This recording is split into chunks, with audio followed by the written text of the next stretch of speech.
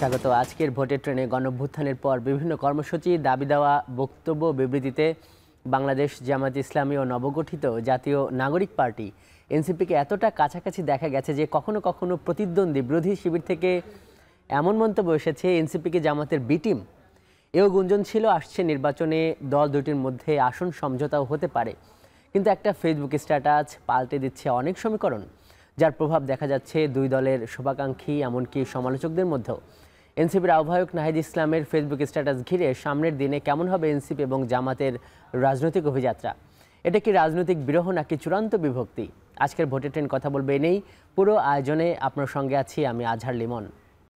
আজকের ভোটের ট্রেনে অতিথি হয়ে স্টুডিওতে কিছুক্ষণের মধ্যে যোগ দেবেন জাতীয় নাগরিক পার্টি এনসিপির যুগ্ম আহ্বায়ক মনিরা শারমিন, আছেন আপ বাংলাদেশ প্ল্যাটফর্মের সদস্য সচিব আরিফিন মোহাম্মদ হিজবুল্লাহ, এবং বগুড়া থেকে আমাদের সঙ্গে যুক্ত হয়েছেন তুরস্কের খিরশেহর আহিয়া এভরান বিশ্ববিদ্যালয়ের সহকারী অধ্যাপক এবং জাতীয় সংসদ নির্বাচনে বাংলাদেশ জামায়াত ইসলামীর মনোনয়ন প্রত্যাশী ডক্টর মোস্তফা ফয়জাল পারভেজ। আপনাদের সবাইকে স্বাগত জানাচ্ছি আজকের ভোটের ট্রেন। শুরুতেই আমরা এনসিপির আহ্বায়ক নাহিদ ইসলামের আলোচিত ফেসবুক স্ট্যাটাসটি একটু পড়ে নিতে চাই। ১,৫০০ ইংরেজি শব্দের একটি বড় ফেসবুক পোস্ট এটি। এখানে নাহিদ ইসলাম যেটি বলতে চেয়েছেন মূলত জামাত ইসলামীকে নিয়ে তার বক্তব্য, বিবৃতি বা স্ট্যাটাস, তিনি লিখেছেন যে জামাত ইসলামের তথাকথিত আনুপাতিক প্রতিনিধিত্ব বা পিয়ার আন্দোলন একটি পরিকল্পিত রাজনৈতিক প্রতারণা। এটি গণঅভ্যুত্থানের আলোকে রাষ্ট্র ও সংবিধান পুনর্গঠনের যে আকাঙ্ক্ষা কিংবা সংস্কার ও জাতীয় সংলাপের মূল প্রশ্ন থেকে জাতীয় ঐক্যমত্য কমিশনের প্রচেষ্টাকে ভিন্ন খাতে প্রবাহিত করার একটি সাজানো পরিকল্পনা। সংবিধান সুরক্ষার জন্য আমরা উচ্চকক্ষে পিয়ার চেয়েছিলাম, যাকে সংস্কার দাবির মূল কেন্দ্র বলা যায়। আমরা এই মৌলিক দাবিটিকে সামনে এনে একই সঙ্গে ঐক্যমত্যের ভিত্তিতে জুলাই সনদের আইনের ভিত্তির জন্য একটি আন্দোলন গড়ে তুলতে চেয়েছিলাম। এর পরে যেটি বলছেন যে কিন্তু জামাত এবং তাদের মিত্ররা হীন দলীয় স্বার্থ হাসিলের জন্য এর সঙ্গে নিম্নকক্ষে পিয়ার চেয়ে এই কর্মসূচিটিকে ছিনতাই করেছে। তাদের উদ্দেশ্য মূলত সংস্কার ছিল না, বরং এটি ছিল একটি কারসাজি। জামাত জুলাই অভ্যুত্থানের আগে কিংবা পরে সংস্কার চায়নি এবং সংস্কারের কোনো প্রক্রিয়ায় অংশগ্রহণও করেনি। তার একটি গণতান্ত্রিক রাষ্ট্রের জন্য কোনো বাস্তব সংস্কার প্রস্তাব বা কোনো সাংবিধানিক দৃষ্টিভঙ্গি কিংবা কোনো প্রতিশ্রুতি উপস্থাপন করেনি। এরপরে আরও যেটি লিখেছে যে ঐক্যমত্য কমিশনে তাদের হঠাৎ আবির্ভাব সংস্কারের জন্য দৃঢ় কোনো পদক্ষেপ ছিল না, বরং এটি ছিল ছদ্মবেশে একটি রাজনৈতিক প্রতারণার অন্তর্ঘাতমূলক কৌশল। এখন বাংলাদেশের মানুষ এই প্রতারণা স্পষ্টভাবে বুঝতে পেরেছে এবং তারা সত্যের পথে জেগে উঠেছে এবং কোনো ভুয়া সংস্কারবাদীদের অপকৌশলে আর প্রতারণার শিকার হবে না, এবং সর্বশক্তিমান স্রষ্টা কিংবা এদেশের সার্বভৌম জনগণ কেউই আর অসৎ সুযোগ সন্ধানী কিংবা নৈতিকভাবে দেউলিয়ার শক্তিকে শাসন করার সুযোগ দেবে না। আমরা এরপর এর বিপরীতে জামাত যে বিবৃতি দিয়েছে সেটা একটু দেখে নিতে চাই। সেখানে লেখা হয়েছে যে নাহিদ ইসলামের ফেসবুক স্ট্যাটাস অস্পষ্ট ও বিভ্রান্তিকর বক্তব্যের প্রতিবাদ। এখানে যেটি লেখা হয়েছে যে জাতীয় নাগরিক পার্টির আহ্বায়ক নাহিদ ইসলামের ফেসবুক স্ট্যাটাস অস্পষ্ট ও বিভ্রান্তিকর বক্তব্যের প্রতিবাদ জানিয়ে বাংলাদেশ জামায়াত ইসলামের সহকারী সেক্রেটারি জেনারেল এই বিবৃতি প্রদান করেছেন। তাতে লেখা আছে যে সামাজিক যোগাযোগ মাধ্যমে ফেসবুক স্ট্যাটাসে জাতীয় নাগরিক পার্টির আহ্বায়ক নাহিদ ইসলাম বাংলাদেশ জামায়াত ইসলামের অন্যতম দাবি আনুপাতিক প্রতিনিধিত্ব পিয়ার পদ্ধতির সমালোচনা করে যে বক্তব্য দিয়েছেন তা অস্পষ্ট ও বিভ্রান্তিকর। জামায়াত ইসলামের পিয়ার দাবির আন্দোলনকে প্রতারণামূলক ও রাজনৈতিক কৌশল বলে যে মন্তব্য করেছেন তা সর্বৈব মিথ্যা ও দুঃখজনক। তিনি তার বক্তব্যের মাধ্যমে কি বোঝাতে চাচ্ছেন তা আমাদের কাছে বোধগম্য নয়। তার কাছে এই ধরনের বালখিল্য বক্তব্য জাতি আশা করে না। তিনি আরও বলেন, জুলাই জাতীয় সনদকে আইনি ভিত্তি দেওয়ার দাবিতে ঐক্যমত্য কমিশনের আলোচনায় এবং রাজপথে বাংলাদেশ জামায়াত ইসলামী তার দৃঢ় অবস্থান জনগণের সামনে তুলে ধরেছে। কাজেই জনাব নাহিদ ইসলামের বক্তব্যের যৌক্তিক কোনো ভিত্তি নেই। আমি জনাব নাহিদ ইসলামকে এ ধরনের বিভ্রান্তিকর বক্তব্য প্রদান থেকে বিরত থাকার আহ্বান জানাচ্ছি। এবারে আমরা এক ইস্যুতে অতিথিদের মন্তব্য নেব। শুরুতেই আমরা যেতে চাই বগুড়া থেকে যুক্ত হওয়া জামাত নেতা ডক্টর মোস্তফা পারভেজ ফয়সাল, আপনার কাছে। আপনি শুনছিলেন যে এনসিপির নাহিদ ইসলাম মানে একটা রাজনৈতিক প্রতারণার অভিযোগ এনেছে জামায়াতের উপর। বলেছে যে তার একটা বড় আন্দোলন করতে চেয়েছিল, কিন্তু জামাত এখানে বা তার মিত্ররা মানে হীন একটা উদ্দেশ্য, দলীয় উদ্দেশ্য হাসিলের জন্য সেই যে আন্দোলন সেটিকে ভিন্ন পথে বা বিপদগামী করেছে। মানে আপনার কাছে আমার প্রশ্নটা হলো যে জামাতের উপরই কেন এই যে এই ধরনের প্রতারণার অভিযোগগুলো বারবার আসে?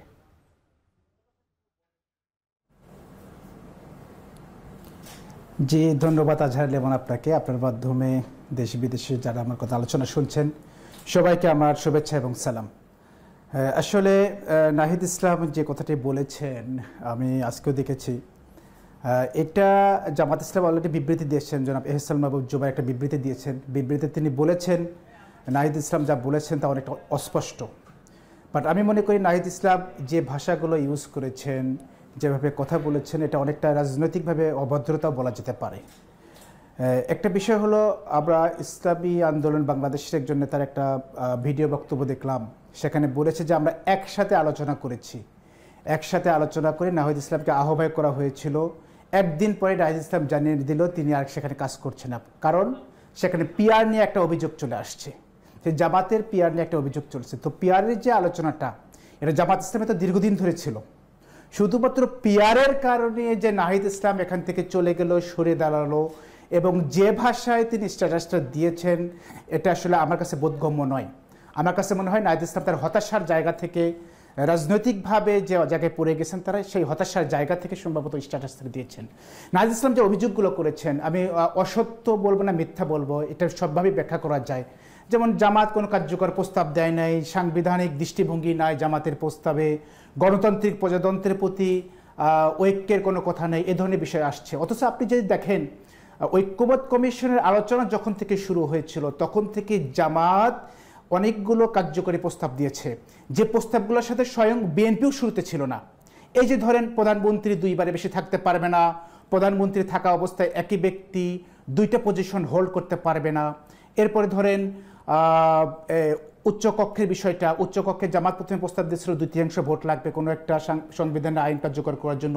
পরবর্তীতে সবার সাথে একমত হয়েছে যে 50%-এর বেশি হলে একমত হবে। তো এ ধরনের কিন্তু গুরুত্বপূর্ণ অনেকগুলো বেসিক এগুলো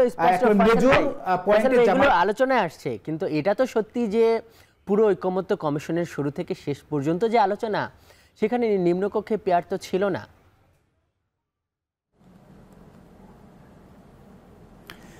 জি, নিম্নকক্ষে পিআর ছিল না।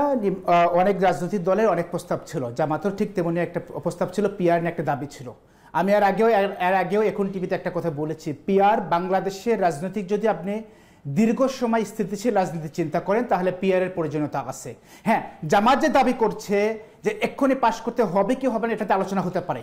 আমি মনে করি আলোচনার সুযোগ আছে। সেটা এখন হবে নাকি এক সেশন পরে হবে, নাকি নতুন ভোটের পরে নতুন সংসদ আসলে সেখানে হবে, সেটা আমরা আলোচনা করতে পারি। কিন্তু এটা আলোচনা বাদ দেবে বিষয়টা এরকমও নয়, কারণ বাংলাদেশের রাজনৈতিক বাস্তবতায় পিআর এর প্রয়োজনীয়তা আছে। আমাদের দেশের যে বাস্তবতাটা, যেখানে 40% ভোট পেলে 35% ভোট পেয়ে 88% আসন পেয়ে যাচ্ছে, ঠিক এই ব্যালেন্স একটি জায়গায় অবশ্যই পিআর এর প্রয়োজনীয়তা আছে। এবং অতীতেও আমরা দেখেছি জামাত একটা সময় বাংলাদেশের রাজনীতিতে আপনার কেয়ারটেকার গভর্নমেন্ট কথা বলেছিল, সেখানে বিএনপি সহ রাজনৈতিক দলগুলো তার প্রস্তাবের বিরোধিতা করেছিল। কিন্তু আলটিমেটলি একটা সময় কি এই রাজনৈতিক দলগুলো কিন্তু জামাতের সুরে কথা বলেছে। মোস্তফা পারভেজ ফয়সাল ভাই, আপনার কাছে আবার আমরা আসবো। আমরা একটু এনসিপির যুগ্ম আহ্বায়ক মনিরা শারমিন আপনার কাছে যাই। দর্শক, এই মুহূর্তে আমাদের সঙ্গে এনসিপির যুগ্ম আহ্বায়ক মনিরা শারমিন যুক্ত হয়েছেন। আপনি সরাসরি প্রশ্নেই চলে যাচ্ছি। আমরা আলোচনা করছি যে রাজনৈতিক বিরহ, এরকম একটা শিরোনামে। আপনার আসার আগে এখানে আমরা নাহিদ ইসলামের যে ফেসবুক পোস্টটি, ওটিও দর্শককে দেখিয়েছি। একই সঙ্গে বিপরীতে বাংলাদেশ জামাত ইসলাম থেকে যে বিবৃতিটা দেওয়া হয়েছে সেটাও দেখিয়েছি। তো সেখানে আমরা দেখলাম যে আপনার দলের যে আহ্বায়ক ফেসবুক পোস্টের বিপরীতে, মানে তিনি যেটা বলেছেন, মানে জামাত থেকে যেটা বলা হয়েছে যে জামাত ইসলামের পিআর দাবির আন্দোলনকে প্রতারণামূলক ও রাজনৈতিক কৌশল বলে যে মন্তব্য করেছেন নাহিদ ইসলাম, তা সর্বৈব মিথ্যা ও দুঃখজনক। তিনি তার এই বক্তব্যের মাধ্যমে কি বোঝাতে চাচ্ছেন তা আমাদের কাছে, অর্থাৎ জামাতের কাছে বোধগম্য নয়। আর তার কাছে এই ধরনের বালখিল্য বক্তব্য জাতি আশা করে না। মনিরা শারমিন, আপনি কি স্পষ্ট করতে পারেন যে মানে আপনার নেতার বক্তব্য যাদেরকে উদ্দেশ্য করে দেওয়া হচ্ছে তাদের কাছে কেন বোধগম্য হচ্ছে না? এবং তাদের ভাষায় এই যে নাহিদ ইসলাম, যিনি গণঅভ্যুত্থানের মুখ মানে তিনি কেন মানে বালখিল্য বক্তব্য দিতে গেলেন? আর জামাতের সঙ্গে আপনাদের যে সম্পর্কটা এখন দেখা যাচ্ছে মানে এই পোস্টের পরে, তো এটাকে কি আমরা মানে এই পরিস্থিতিটাকে কি বলবো, মানে সত্যি কি রাজনৈতিক কোনো প্রতারণার ঘটনা ঘটছে নাকি একটা রাজনৈতিক বিরহ? ধন্যবাদ, যারা দেখছেন তাদের শুভেচ্ছা। দেখেন, রাজনৈতিক বিরোহের কোনো বিষয় নাই, এটা তো রাজনীতিতে সকল যেই আসলে যে দলগুলো ফাংশনিং, সব দলের সাথেই তো আমাদের এক ধরনের রাজনৈতিক সম্পর্ক। সেখানে আসলে স্বামী স্ত্রীর মতো কোনো সম্পর্ক নেই, সেখানে বিরহের কোনো বিষয় নাই, প্রেমিক প্রেমিকার কোনো সম্পর্ক নেই, সুতরাং বিরহের কোনো ব্যাপার না। জামাতের সাথে তো আপনাদের অনেক ঘনিষ্ঠ, অনেক জায়গায় দেখা গেছে। এই কথা যেটা আমরা বলছিলাম যে অনেকে এমনও বলেছে যে এনসিপি হলো জামাতের বি টিম, আপনারাও শুনেছেন। একদমই। দেখেন, এই বিষয়টি নিয়ে আমি যদি বলি, সেটা হচ্ছে যে এই কথাটি কিন্তু বারবার করে এসছে এবং এই কথাটি কিন্তু আরোপিত কথা। এই কথাটি আমাদের পক্ষ থেকে আমরা যত জায়গায় আসলে টকশো বলেন, মিডিয়াতে সব জায়গাতেই আসলে ডিবাঙ্ক করার চেষ্টা করেছি যে এই ধরনের কোনো বিষয় না। এনসিপি যেহেতু নতুন রাজনৈতিক দল, তার আসলে কি আদর্শ, তার মধ্যপন্থী রাজনীতি, এটি এস্টাবলিশ করতে অবশ্যই আমাদের সময় লাগবে। তো সেই জায়গা থেকে কিন্তু আমরা আমাদের যেই লাইন, সেই লাইনেই আগাচ্ছি। এবার আমি যদি বলি যে নাহিদ ইসলামের যেই স্টেটাস, সেখানে দেখেন উনি ওনার জায়গা থেকে ওনার মতো করে বলেছে। আমি যদি আমার ব্যক্তিগত যেই বিশ্লেষণ সেটা যদি বলি, সেটা হচ্ছে দেখেন, আমার মনে হয়েছে যে জামাতের যে রাজনীতি, সেই রাজনীতি আমি যদি পুরোটা বিশ্লেষণ করি, সেটা হচ্ছে তারা এক ধরনের প্রক্সি রাজনীতি করেছে পুরোটা সময় ধরে। আমি ব্যক্তিগতভাবে আমি যখন আপনি নিজেও ঐকমত্য কমিশনে কিন্তু অংশ নিয়েছেন অনেকগুলো সেশনে। জি, একদম। মানে যেটি বলা হচ্ছে একদম জামাত কোনো কিছুই উপস্থাপন করতে পারে নাই, মানে আপনিও কি সেটি বলবেন? দেখেন, জামাত আসলে আমরা যদি বলি যে যেখানে আসলে 166টি প্রস্তাব প্রথমে ঐকমত্য কমিশনের পক্ষ থেকে এসছে, তারপরে যেটা হয়েছে সেটা হচ্ছে আমাদের কিন্তু এক একটা দলের এক এক ধরনের অবস্থান দেখা গেছে। আমি যদি বলি বড় দল হিসেবে বিএনপি এক ধরনের অবস্থান দেখিয়েছে যে তারা আসলে কোন কোন বিষয়ে মানতে পারে, কোন কোন বিষয়ে মানতে পারে না। আমরা আমাদের এক ধরনের অবস্থান দেখিয়েছি, সেটি অনেক ক্ষেত্রেই সংস্কারবাদী, যে আমাদের এই বিষয় লাগবে। আমরা খুব মূল হিসেবে আমরা বলেছি যে 72-এর সংবিধানের বিপক্ষে কথা বলেছি, আমরা বলেছি যে মুজিববাদী সংবিধান আমরা রাখতে চাই না, আমরা বলেছি যে সাংবিধানিক এবং সংবিধিবদ্ধ যে প্রতিষ্ঠান, সেগুলোর নিয়োগ যে কমিটি আছে সেগুলো স্বতন্ত্র হতে হবে। এগুলো কি জামাত বলেনি? দেখেন, এখানে আমি প্রক্সি রাজনীতির কথাটা এই জন্যই বললাম যে জামাতের তো আসলে বলতে হয়নি, জামাতের এরকম অনেক কথাই কিন্তু বলতে হয়নি, যেটা 5 আগস্ট পরবর্তী বাংলাদেশে আমরা বিষয় তুললেন, সেগুলোতে কি জামাত দ্বিমত ছিল নাকি আপনাদের সঙ্গে একমত ছিল? জামাত একমত ছিল, কিন্তু সে শুধু একমতই ছিল, এবং তার পক্ষ থেকে আছে না যে জামাত দল হিসেবে তার আসলে অবস্থানটা কি, সে কি চায়। ঐকমত্য কমিশনের প্রত্যেকটি দলই কিন্তু এই ধরনের একটা অবস্থান ব্যক্ত করেছে, কিন্তু তার অবস্থান কিন্তু সুস্পষ্ট ছিল না। সে এই প্রস্তাবগুলোর সাথে দ্বিমত, কোনোটার সাথে একমত ছিল, বেশিরভাগের ক্ষেত্রেই একমত ছিলেন, এবং কিছুর ক্ষেত্রে দ্বিমত ছিলেন। কেন দ্বিমত ছিলেন ওনাদের পক্ষ থেকে ওনারা স্পষ্ট করেছে, কিন্তু ওনাদের যে স্বাতন্ত্র একটা অবস্থান, সেই অবস্থানটা কিন্তু ওনারা দেখাতে পারেননি। এবং আরও এক গুরুত্বপূর্ণ বিষয় হচ্ছে, দেখেন, যখন আসলে এই স্বাক্ষরের বিষয়টি এসছে, স্বাক্ষরের বিষয়টি দেখেন, বাস্তবায়ন পদ্ধতি কিন্তু প্রথমে ঐকমত্য কমিশনের কিন্তু এজেন্ডাভুক্ত ছিল না, কিন্তু আমরা বলেছি অবশ্যই আমরা এই বিষয়গুলোতে একমত হলাম, আমাদের বাস্তবায়ন নিয়ে অবশ্যই কথা বলতে হবে, এবং এখানেই কথা বলতে হবে, এখানে যেহেতু সবাই আছে এই টেবিলে এটা সমাধান করতে হবে। কিন্তু জামাত বলছিল, কিন্তু মাঝখান দিয়ে দেখা গেল যে তারা আবার স্বাক্ষরে চলে গেল। কিন্তু মনিরা শারমিন, আপনি মানে যেহেতু আমরাও কভার করেছি, আপনার কাছ থেকে আরেকটা বক্তব্য নেই, সেটা হলো যে বাস্তবায়নের প্রক্রিয়ায় আপনারা কিন্তু শুরু থেকে গণপরিষদের কথা বলছিলেন, যেটি আমার যদি ভুল না হয় জামাত বলছিল গণভোট এবং বিএনপি বলছিল পরবর্তী সংসদে এগুলো সংসদ বাস্তবায়ন করবে। তো সেখানে কি আপনি জামাতকে এখানে স্বতন্ত্র বলবেন না যে গণভোটে আপনারা রাজি হলেন, কিংবা বিএনপিও পরবর্তীতে রাজি হলো এবং সরকারও যেদিকে মানে এখন যেদিকে এগোচ্ছে, তাহলে আপনারা কেন বলছেন যে জামাত একদম কিছুই উপস্থাপন করতে পারেনি? না, দেখেন, গণভোট কিন্তু সেই 6টি পদ্ধতির একটি, যেটি ঐকমত্য কমিশন থেকে প্রস্তাবিত, এটি আমাদের মনে রাখতে হবে। গণপরিষদও ওটার মধ্যে ছিল। গণপরিষদও ওটার মধ্যে ছিল, কিন্তু আমরা গণপরিষদ নির্বাচন, এটি তো আমাদের আসলে, আমি যদি বলি যে আমাদের 5 আগস্ট পরবর্তী সময় আমরা যেই নতুন রাজনৈতিক বন্দোবস্তের কথা বলছি, সেখানে বিচার, সংস্কার এবং গণপরিষদ, এটি নিয়ে তো আসলে এনসিপি পার্টি লাইন হিসেবে তারা এগিয়েছে। সুতরাং সেই জায়গা থেকে যখন ঐকমত্য কমিশনে সেই গণপরিষদটি একটি পদ্ধতি হিসেবে, এবং আমরা এখনো মনে করি, দলগতভাবে আমরা এখনো মনে করি নতুন সংবিধানের জন্য যেই পরবর্তী সংসদকে যেই একটা গাঠনিক ক্ষমতা দেওয়া হয়েছে, সেটি তো এখন মানে আমি যদি বলি সেমি গণপরিষদ, সেই গণপরিষদের বিষয়টি তো এখনো আছে, কিন্তু সেই জায়গা থেকে গণভোটটাকে ইনক্লুড করা হয়েছে, এবং সেটা জামাতের একটা অবস্থান ছিল, সেটি ঠিক আছে। কিন্তু জামাত, দেখেন, আমি এজন্যই বলেছি, কিন্তু যখন আসলে আমাদের স্বাক্ষরের কথা বা আমরা একটা আইনি ভিত্তির কথা বলছি, তখন কিন্তু টেবিলে যখন এই বাস্তবায়ন পদ্ধতিটি নিয়ে আলোচনা হয়েছে এবং এটি সবচেয়ে গুরুত্বপূর্ণ বিষয় ছিল, তখন জামাত কি করলো, জামাত তার দলীয় একটা এজেন্ডা নিয়ে কিন্তু মাঠে নামলো, যেটা হচ্ছে নিম্ন কক্ষে পিয়ার। এটি তো আসলে এক ধরনের প্রতারণামূলক, এবং তার অবস্থান যখন আসলে সে ব্যক্ত করতে পারতো, দেখেন 5 আগস্ট পরবর্তী সময় এই ফ্যাসিবাদ বিরোধী যে যতগুলো পক্ষ সবগুলোর কিন্তু আসলে যে ঐক্যের কথা বলছি, সেই ঐক্য কিন্তু আসলে বিনষ্ট এটির মাধ্যমেও হয়েছে, জামাতের মাধ্যমে হয়েছে। তো অবশ্যই। জি জি, আমি আমি আমি আপনার কাছে একটা প্রশ্ন করে রাখি, এই উত্তরটা আপনি পরে দেবেন। আমরা একটু এই এনসিপির যিনি সদস্য সচিব ওনার কাছে যাব। সেটা হলো যে যেই আন্দোলনটার কথা আপনি বলছেন, যেখানে আপনাদের আহ্বায়ক সহ সবার মিটিং হয়েছে, সেইখানে ধরেন যে এমন অনেক দল ছিল যারা নিম্নকক্ষে পিয়ার চায় না, যেমন এনসিপি চায় না, কিন্তু তারা কিন্তু এই যে যুগপৎ যে আন্দোলন সেখানে অংশ নিয়েছে। এবং এই যুগপৎ আন্দোলনের প্রথম যে কর্মসূচি ছিল সেটি হলো যে জুলাই সনদের বাস্তবায়নের দাবি। তারা কিন্তু আবার এটা বলছে আপনাদেরকে যে আপনারা প্রতারণা করেছেন, তাদের সঙ্গে কমিটমেন্ট রক্ষা করেননি। এটার একটা ব্যাখ্যা আপনার কাছ থেকে নেব। আমরা একটু আরিফ বিন মোহাম্মদ হিজবুল্লাহ আপনার কাছে যাই। শুরু থেকে আপনি আছেন, একটু দেরি হয়ে গেল আপনার কাছে আসতে। সেটি হলো যে আপনার দলের যিনি আরেকজন নেতা, সেটি হলো রিফাত, উনি তার একটি ফেসবুক পোস্টে এভাবে লিখেছিলেন, সেটি হলো এই সনদ স্বাক্ষরের দিনে, যে বিএনপি জামাত সহ 25টি রাজনৈতিক দল এবং আপ বাংলাদেশ জুলাইয়ের গাদ্দার, এই গাদ্দারিতে সমন্বয় করেছে ডক্টর ইউনূস। ফেসবুক পোস্টে পড়ছি আমি, এবং তার অন্তর্বর্তী সরকার। এনসিপি, সিপিবি, বাসদ, জাসদ হলো জুলাইয়ের একমাত্র শক্তি। এনসিপির ছাত্র উপদেষ্টারা কি পদত্যাগ করেছেন তাহলে? মানে এই স্ট্যাটাস দিয়ে আসলে তিনি কি এনসিপিকে একটু খোঁচা মারতে চেয়েছেন? মানে এই খোঁচা মারাটা, মানে তাদের যদি একটা দাবি যৌক্তিক হয় যে বাস্তবায়ন পদ্ধতি স্পষ্ট না, মানে কি, মানে এটা কেন দিলেন? আপনি ব্যাখ্যাটা দেন। না, প্রথমত হচ্ছে কেউ যদি ফেসবুক স্ট্যাটাস দেয়, তার এক্সপ্লেনেশন, পার্সোনাল ফেসবুক স্ট্যাটাসের এক্সপ্লেনেশন আমি দিব না। দলের নেতা, হ্যাঁ দলের নেতা, কিন্তু তিনি প্ল্যাটফর্মের নেতা। প্ল্যাটফর্মের পক্ষ থেকে যদি কোনো স্ট্যাটাস হয় সেটার এক্সপ্লেনেশন আমি দিব, আর ব্যক্তিগতভাবে কেউ স্ট্যাটাস দিলে সেটার ব্যাখ্যা হচ্ছে যিনি দিয়েছেন তিনিই দেবেন। এটা হচ্ছে প্রথম কথা। সেকেন্ডলি মনিরা শারমিনকে জিজ্ঞাসা করা হয়নি যে আসলে নাহিদ ইসলামের বক্তব্যটা কি? না, উনি ওটাকে ডিফেন্ড করে বক্তব্য রাখছেন, তার মানে ওটা এনসিপির অবস্থান, আমরা বলতে পারি এটা এনসিপির দলীয় অবস্থান। আচ্ছা, এখন হচ্ছে বলেন, আপনি বলেন।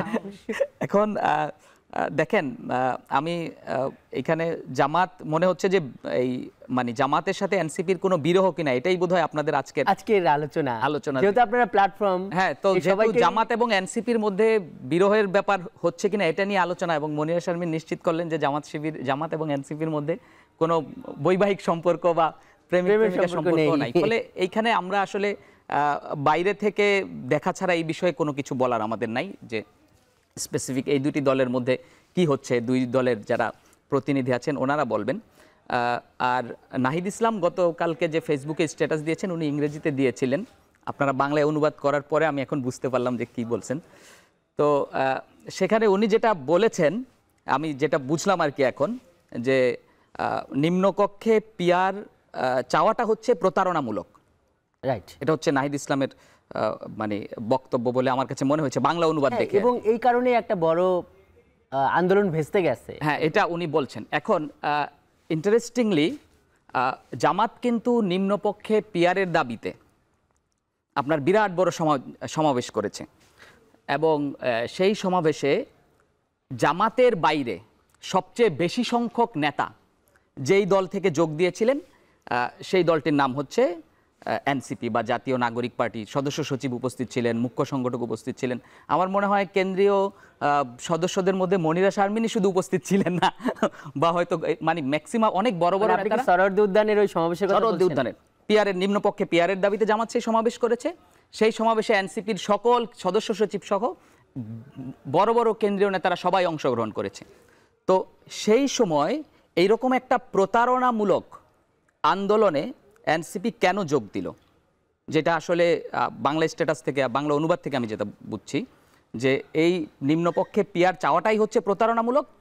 তো এইরকম একটা প্রতারণামূলক অ্যাক্টিভিটিতে সমস্ত এনসিপির নেতাকর্মীরা যে যোগ দিয়েছেন, তাতে তো এই বিরহের ব্যাপারটা আসছে, যে আসলে ওই সময় তাহলে একটা সম্পর্ক ছিল, এখন কিছুটা বিরহ কি তৈরি হলো, বা কি হলো, এই আশঙ্কাটা তৈরি হচ্ছে। আমাদের অবস্থানটা আমরা বলি, আপ বাংলাদেশ বোধহয় আমরা তো আর রাজনৈতিক দল নিজেদেরকে ডিক্লেয়ার করি নাই, ফলে ঐক্যমত্য কমিশনে আমরা ছিলাম না, কিন্তু আমরাই বোধহয় ফার্স্ট পলিটিক্যাল এন্টিটি যারা খুব স্পষ্টভাবে বারবার এই কথা বলেছি। আমরা সংবাদ সম্মেলন করেও বলেছি যে আমরা নিম্নকক্ষে পিআর চাই না।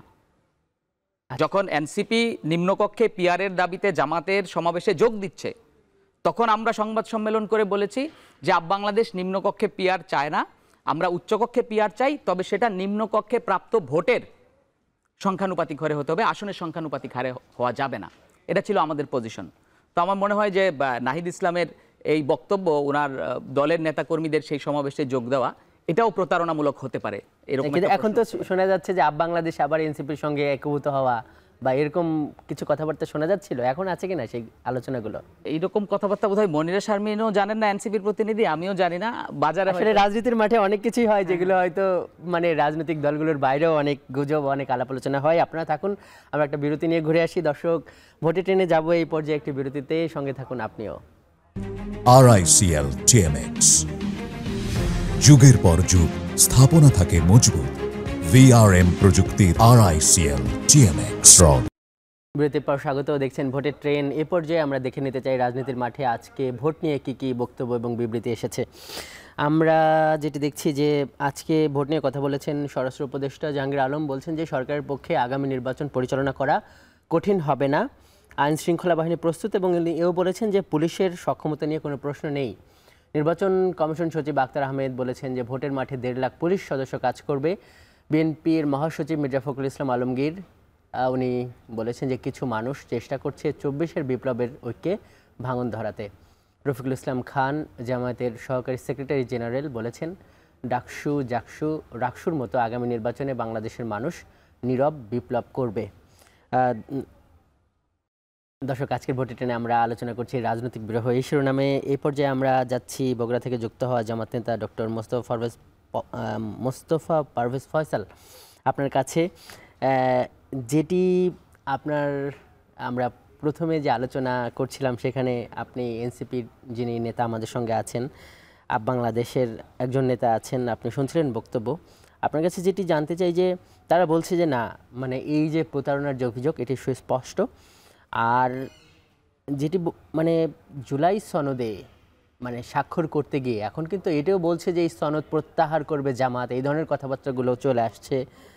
তো মানে এই যে বাস্তবায়ন প্রক্রিয়া স্পষ্ট হবার আগে জামাত যে সই করে বসলো, এটিকেই আসলে জামাত ঠিক করলো না ভুল করলো, এটা একটা ব্যাপার।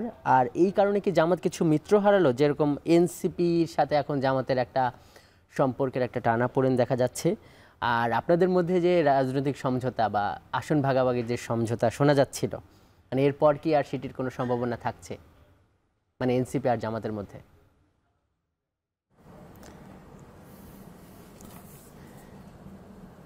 জি, ধন্যবাদ লিমন আপনাকে।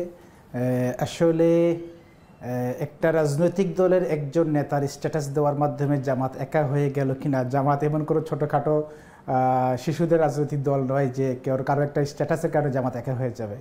বরং আমি মনে করি জুলাই সনদের যে 25টি রাজনৈতিক দল স্বাক্ষর করেছে, সেখানে স্বাক্ষর না করার কারণে বরং যারা অভিযোগ তুলেছে তারাই বরং একা হয়ে গেল।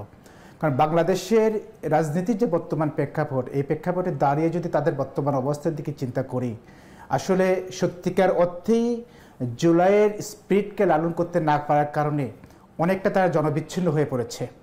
ইতিমধ্যে বাংলাদেশের ছাত্র সংসদ নির্বাচনগুলোতে তাদের রেজাল্ট আমরা দেখেছি, এবং কিছু কিছু ক্যাম্পাসগুলোতে তাদের ক্যান্ডিডেট মতো দাঁড় করে দিতে পারে নাই, এই বাস্তবতা আমরা দেখেছি।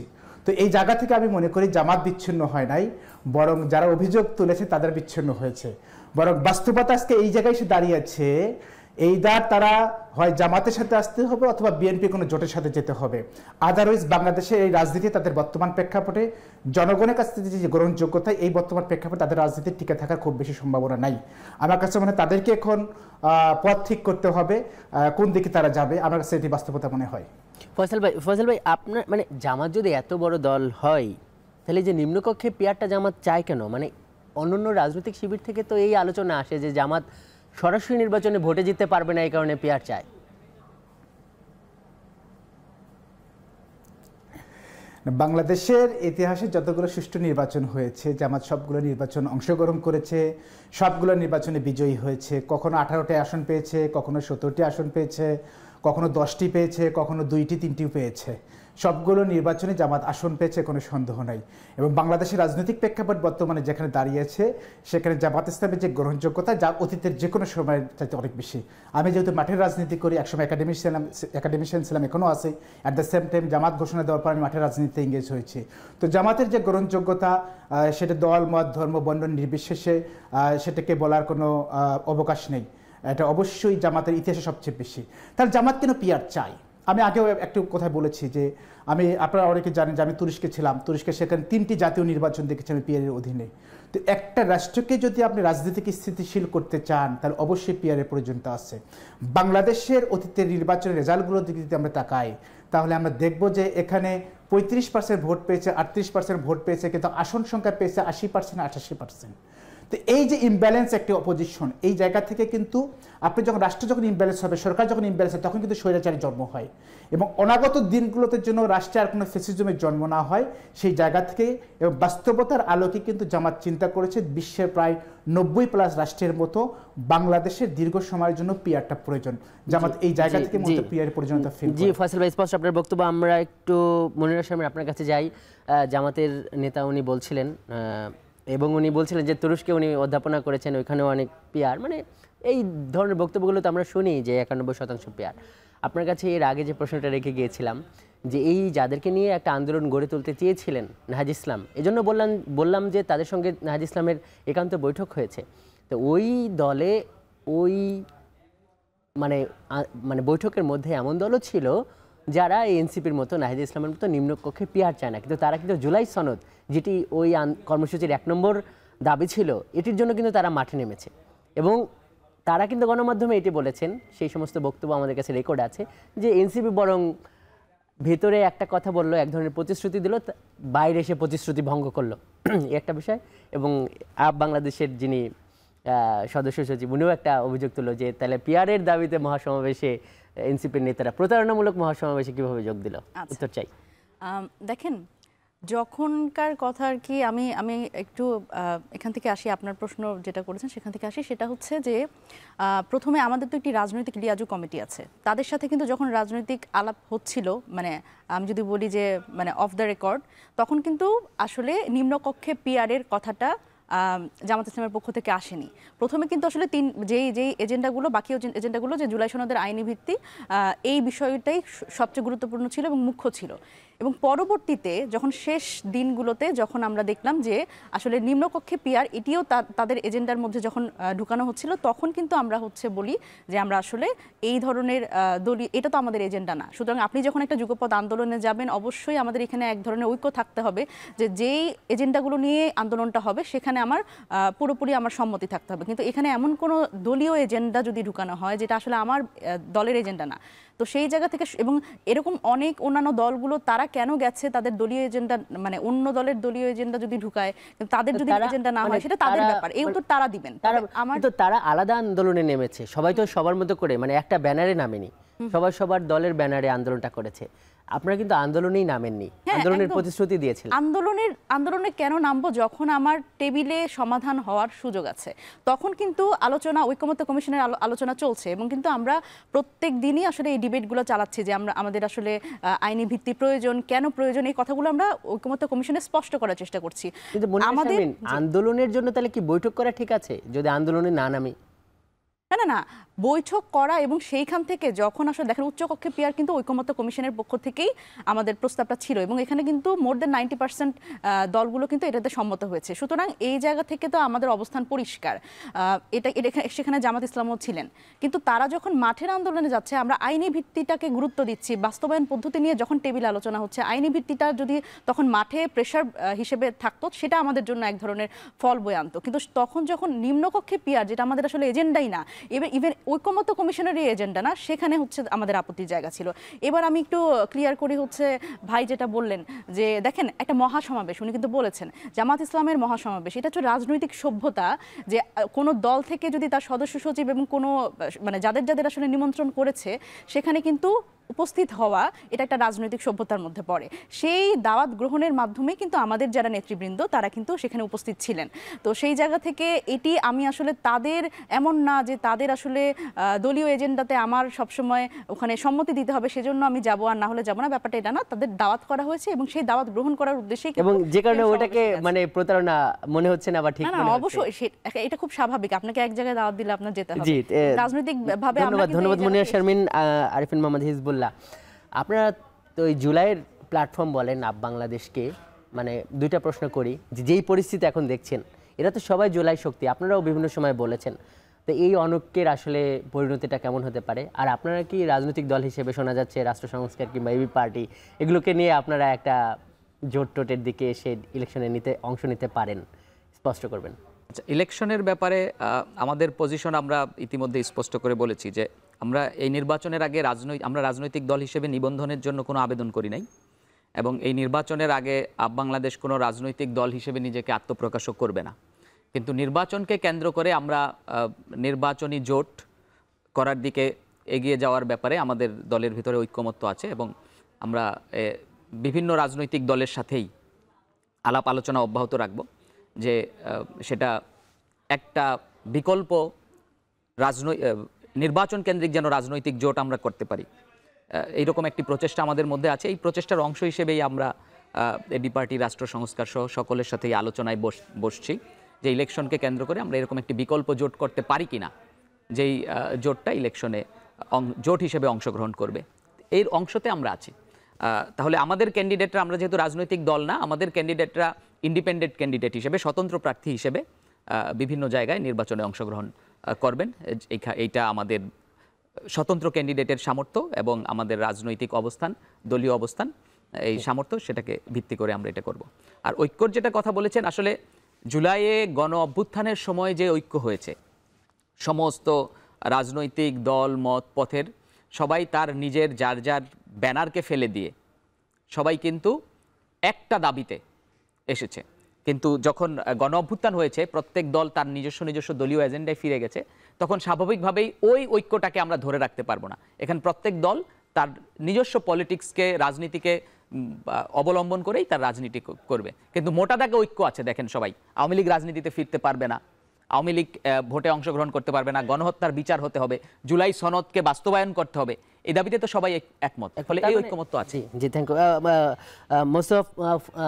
মোস্তফা পারভেজ ফয়সাল। আমরা একদম শেষ মুহূর্তে আছি এই পর্বের। আপনি 30 সেকেন্ডে যদি কোনো কিছু যোগ করতে চান, মানে ঐক্যের প্রশ্নে তো আসলে মানে এতটা বিভক্তি কাম্য কিনা, 30 সেকেন্ড আপনার জন্য ভাই। ধন্যবাদ আপনাকে। আসলে জুলাইয়ে যে ঐক্যটা হয়েছিল, সেই ঐক্যটা তো বিভিন্ন কারণেই সেটা ভেঙে গেছে। কখনো ব্যক্তিগত স্বার্থের কারণে, কখনো দলীয় স্বার্থের কারণে এই ঐক্যটা ভেঙে গেছে। বাট জুলাইয়ের স্পিরিট যারা লালন করেছে তারা কিন্তু জনগণের কাছে টিকে আছে। আমি মনে করি জুলাইয়ের স্পিরিট যদি সত্যিকার অর্থে যারা লালন করবে তারা জনগণের কাছে থাকবে। কিছু অংশ ভেঙে যাবে, কিছু অংশ থাকবে, এটাই বাস্তবতা। জি, থ্যাংক ইউ। মুনিরা শারমিন, শেষ করছি আমরা। সেটাই আসলে মানে এই সময় আমাদের আসলে যে ঐক্য প্রয়োজন, সেই সকল রাজনৈতিকগুলোর মধ্যেও কিন্তু আন্তরিকতা থাকতে হবে এবং সবার সামনে আসলে বাংলাদেশ, এইটি মনে রেখে দলীয় স্বার্থ একটু পেছনে রেখে আমাদের আসলে এই ঐক্যের প্রচেষ্টাটা চালিয়ে যেতে হবে। জি, আপনাদের সবাইকে ধন্যবাদ আজকের এই ভোটের ট্রেনে যুক্ত হওয়ার জন্য। দর্শক, এই পর্যায়ে যাচ্ছে আরেকটি বিরতিতে, সঙ্গে থাকুন।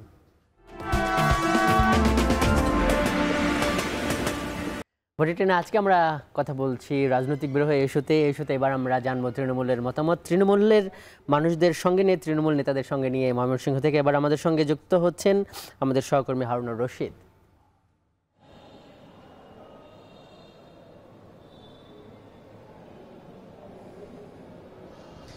ধন্যবাদ লিমন। আমি আজকে ময়মনসিংহ নগরীর টাউন হল থেকে যুক্ত হয়েছি। আমার সাথে দুজন অতিথি যুক্ত হয়েছেন, জামায়াতে ইসলামী এবং এনসিপির। আমরা তাদের সাথে কথা বলবো। আমি প্রথমেই যেতে চাই, আমার ডান পাশে আছেন এনসিপির নেতা ইকরাম এলাহি খান। আমি আপনার কাছে একটু জানতে চাইব যে আপনাদের দলের আহ্বায়ক নাহিদ ইসলাম ফেসবুকে একটি স্ট্যাটাস দিয়েছেন এবং সেটাতে তিনি বলেছেন যে তারা জুলাই সনদ বাস্তবায়নের জন্য একটি আন্দোলন করতে চেয়েছিলেন, সেটাতে জামাত এবং অন্য সহযোগীরাও ছিল, কিন্তু পরবর্তীতে জামাত এবং তাদের সহযোগীদের কারণে সেটি ভণ্ডুল হয়ে যায় এবং জামাত পিয়ারের আন্দোলন নিয়ে মাঠে নামে। তো এই যে বিষয়টা, এটাকে আপনারা তৃণমূলের নেতারা আপনারা কিভাবে দেখছেন? আমি বলবো যে আমাদের নেতা নাহিদ ইসলাম সাহেব যথার্থই বলেছেন। এটা আমাদের যে রাজনৈতিক কৌশল বলেন, আর যারা আমাদের সাথে অন্য দলগুলো যোগ হয়ে দেশের স্বার্থে হোক বা স্বার্থে আমাদের যে জিনিসটা আদায় করতে চাচ্ছি, যেখানে আপনার জুলাই সনদের যে বিষয়টা, এটার আইনগত ভিত্তিটা আমাদের জন্য সবচেয়ে ইম্পর্ট্যান্ট। এবং যা হয়েছে তো সবাই মিলেই করেছে, সনদটা সবাই সাইন করেছে, কিন্তু আমরা করি নাই। এটা বিষয়টা হচ্ছে যে আমরা চাচ্ছি আইনগত বৈধতা, যাতে এটা আগে পাশ হয়ে যায়। এবং উনি যা বলেছেন যথার্থই বলেছেন, আর ওনারা ওনাদের ভালো বুঝেছেন। ওনারা স্বতন্ত্র দল, আমরা কোনো দলের সাথে আমাদের কোনো ওরকম নিজস্ব মূল কাঠামোর মধ্যে কোনো মিল নেই। তো ওনাদের কাজ ওনারা করেছেন। আমি মনে করি যে আমাদের কাজ আমরা একাই করতে পারবো। এবং ধন্যবাদ। আমরা কথা বলছিলাম এনসিপি নেতার সাথে। এনসিপির তৃণমূলের নেতারাও তাদের যে দলের আহ্বায়ক যে অভিযোগটি করেছেন তার সাথে তারা একমত। তো এই তৃণমূল জামাত আসলে এই বিষয়টিকে কিভাবে দেখছে? এ ব্যাপারে বাংলাদেশ জামাত ইসলামী কেন্দ্রীয় প্রচার বিভাগের সম্মানিত সভাপতি অ্যাডভোকেট এহসানুল মাহবুব জুবায়ের সাহেব তিনি স্পষ্ট বিবৃতি দিয়েছেন। এই ব্যাপারে এনসিপির যে সম্মানিত আহ্বায়ক নাহিদ ইসলাম তিনি যে বক্তব্য দিয়েছেন, আমাদের জামাতের পক্ষ থেকে বিবৃতি সেখানে স্পষ্ট করা হয়েছে যে নাহিদ ইসলাম সাহেব উনি যে বিষয়টা ব্যাখ্যা করতে চেয়েছেন এটা আসলে অস্পষ্ট, বিভ্রান্তিকর। বিষয়টা ওনাদের মধ্যেই এটা ব্যাখ্যার যোগ্য, তিনিই বলতে পারবেন কি বলতে চেয়েছেন।